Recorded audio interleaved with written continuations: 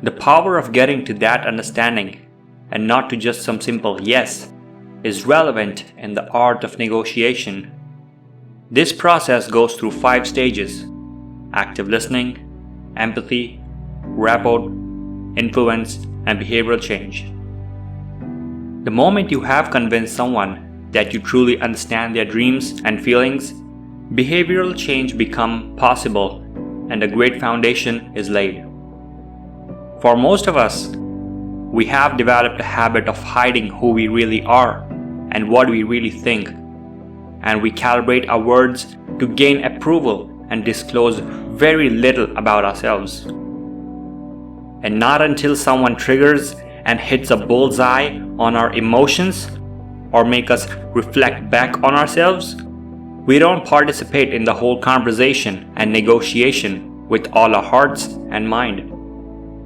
So, before you convince them to see what you're really trying to accomplish, you have to say the things to them that will lead them to say, "That's right."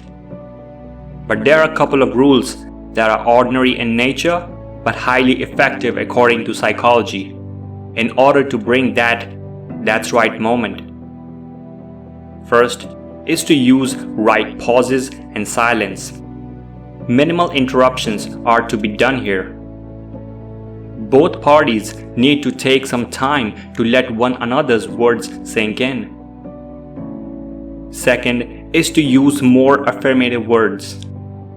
Don't just keep using a single word like yes.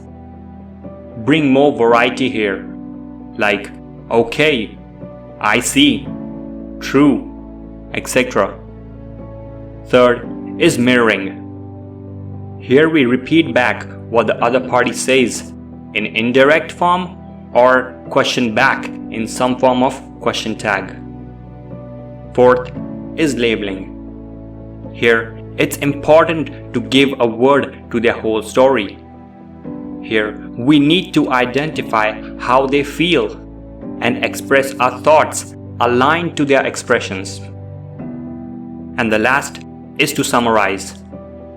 Here, we need to make a summary of their whole context so that they may know that we've been listening. Here, we don't add anything that was ours. We just reflected back their own vision right upon them. All this combined gives you enough edge to make anyone fall for your real intentions. And there's a high chance that you'll make your sale or get the deal done. Negotiation is never a linear formula where you add X to Y to get Z. We are full of irrational blind spots, hidden needs, and underdeveloped notions. Win-win mindset pushed by so many negotiators experts is usually ineffective and often disastrous. Here, both parties end up disappointed. Not to that extreme though. But no deal is better than the bad and compromised deal. We don't compromise because it's right. We compromise because it is easy and we believe that at least we got the half instead of nothing. We make this decision to settle in middle because of fear and to avoid pain, not because of our actual goals. One of the factors for this middle settlement is because of the deadline. Deadlines regularly make people say and do impulsive things that are against their best interest. When we put forward a deadline in the negotiation, your counterpart kicks you and only focuses on wasting your time, so that you end up settling for less or in the middle. It's advisable to create your own secret deadline and never disclose that.